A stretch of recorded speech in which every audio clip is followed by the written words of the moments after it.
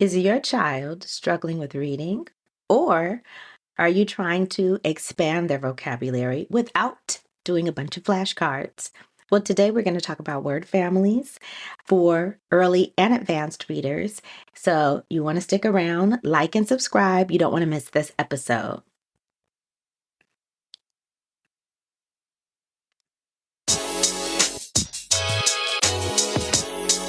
Hi, thank you so much for joining the Falling for Learning podcast. I am TD Flinoff. We have this podcast to help parents and caregivers with having the resources, strategies, and tools needed to make sure that their children are on track for learning and to stay on track for success.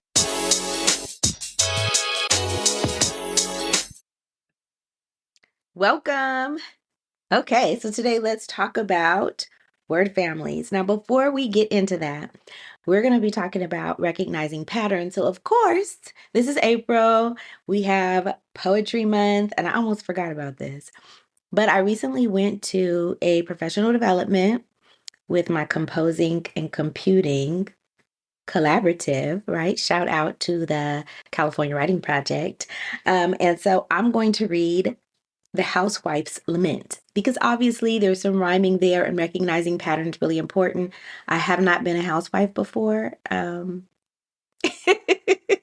I just thought this was a poem that I could read. One day I was walking. This is by Eliza Sproat Turner. Okay. Um, One day I was walking, I heard a complaining and saw an old woman, the picture of gloom. She looked at the mud on her doorstep. 'Twas raining, and this was her song as she wielded her broom. Okay. There's too many hours we spend getting ready, days of our lives spent ironing a shirt. There's nothing that pays back time wasted already, nothing that lasts but trouble and dirt. And March is so muddy and slush in December. The midsummer breezes are loaded with dust. In fall, the leaves litter and clutter September. The wallpaper rots and the faucets all rust. There's worms on the cherries and slugs on the roses, ants in the sugar and mice in the pies. The spiders wreak havoc right under our noses. The roaches disgust me, and those flies. It's sweeping at 6 and it's dusting at 7, breakfast at 8 and dishes at 9. It's potting and panning from 10 to 11.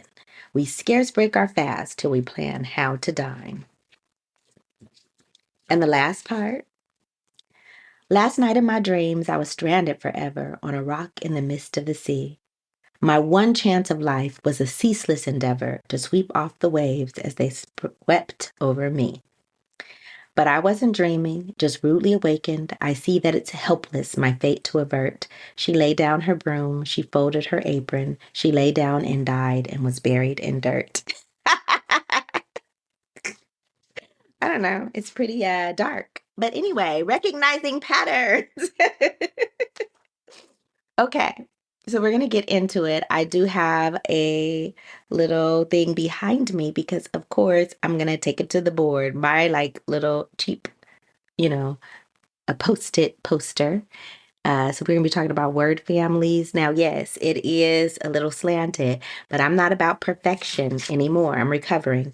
I'm going to move on. Okay. Okay. So let's get to it. Okay. So we're going to start with very simple, right? Always go from simple.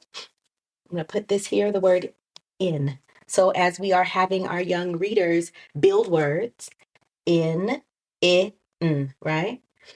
And then we give them these little post-its. You could also do this with magnetic or whatever, but this is like the poor person's way to do this. And, shout out to one of the teachers that I work with. She gave us this little hack, and I love it. So here we go.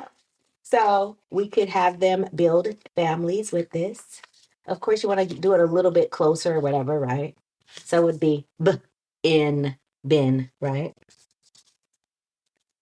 Then you can do in, sin, right? D, D, N. And a lot of kids don't know what that means. It's just like sounds, like, there's a din, a slight din of diners inside of the restaurant, right? Din, a sound. Okay, and then there is fin. And again, that's one of the tricks. You got to make sure you position it right on here. Fin, in, fin, helping the kids to blend it, recognizing this pattern. They can make lots of words with this. Now I'm going to start in expanding. So there is hen.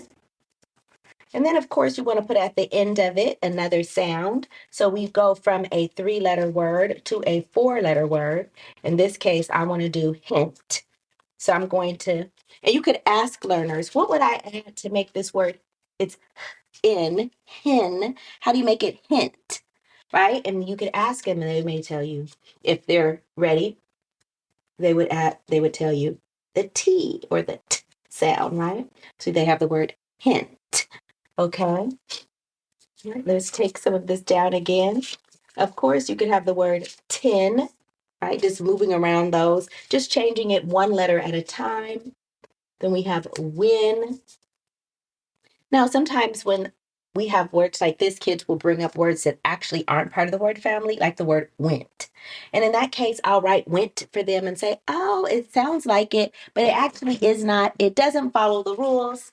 I mean, it follows a different set of rules. The word is win. So it doesn't follow it. When it doesn't go. I got confused. Went. Went, right? Yeah. So they expand their knowledge. So don't, acknowledge what they're saying. Like, oh, that's one of those other words. And it's not. And it's fine. You explain it to them. So here we go. And now I have 10. Oop, I'm gonna put T at the end again. Int. And I'm gonna add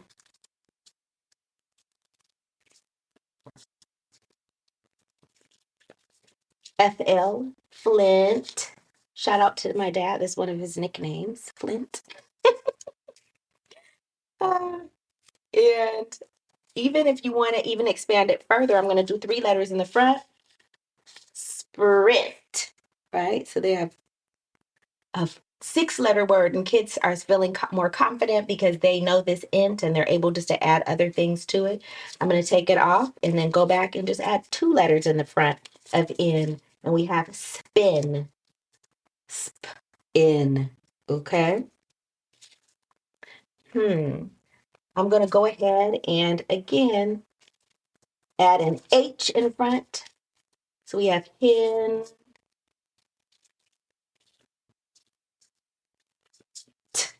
hint.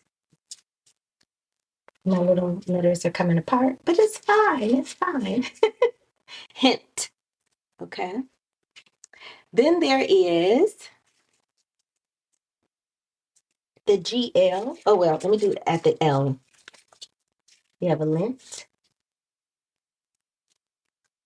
And some kids may say tint. So tint also works, but they may be thinking about tint like when you go camping. And again, you write it for them. This is tint, T-E-N-T for camping. This tint is like hair tint, like I tinted my hair. And then there is also glint. Okay. So these are all different ways that you can build these words, right? Showing them how to build it. Again, you could do it with magnetic letters. This is just a way to do this quickly and easily to show you. And after the break, we're going to show you a way to expand it with older readers. All right. Stay tuned for our sponsor.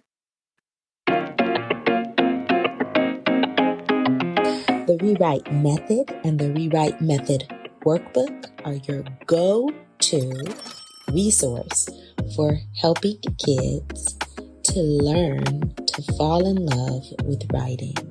It has the tips, tools, resources, strategies, and skill-building activities to help kids fall out of writing hate and into loving to write.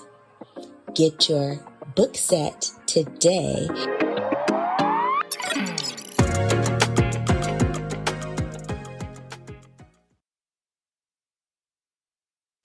Okay, we're back. So we have some of those words written down that we had earlier.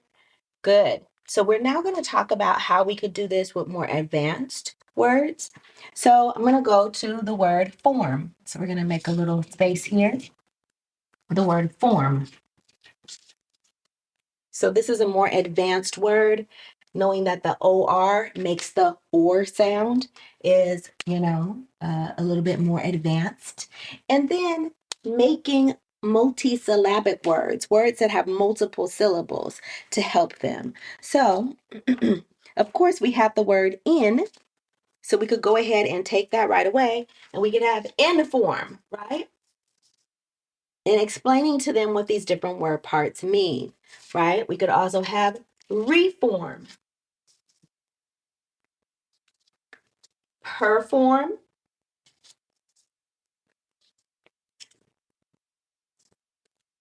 perform. So now we have a 3-syllable word. Okay, so multiple ways to make, long words. So again, I'm going to go back to inform, and then I'm going to add information, right? So we could get students to information, a 4-syllable word, helping them to understand.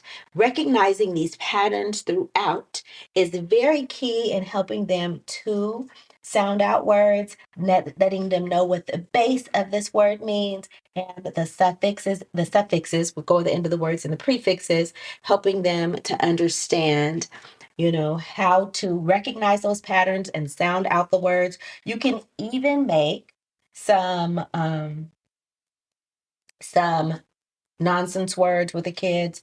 As long as you're teaching them the meaning of the prefix and the suffixes and the base word, is very easy to help them to transfer their information to many, many, many different multi-syllabic words. So words with multiple syllables, how to recognize them and read them.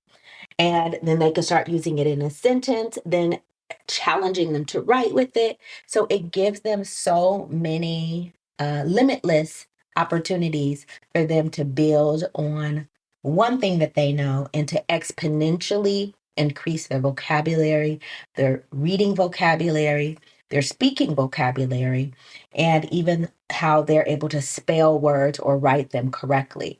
So there's multiple things that you can do when you're thinking about word families, helping students to recognize these patterns and transfer them to the text that they're reading. Again, testing season will be coming up very soon for certain children, and we know we are not able to help, teachers are not able to help.